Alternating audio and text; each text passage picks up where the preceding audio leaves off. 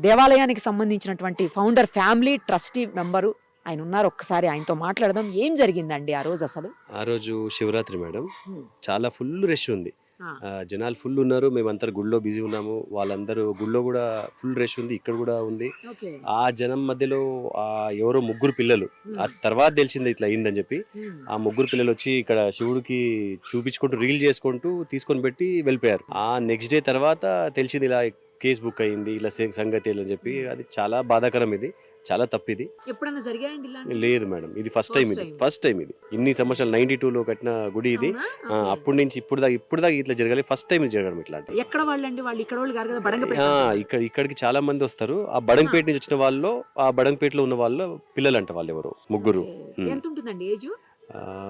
Maximum ఒక 27-28 ఉంటుంది madam. దానికన్నా ఎక్కువ ఉండదు. Okay, okay. అంతే 25 నుంచి 27 ఉంటుంది. చిన్నపిల్లలే. ఇంకా ఆ ఇన్స్టాగ్రామ్ పిచ్చితోని మొత్తం ఇలా ఇది చేస్తున్నారు.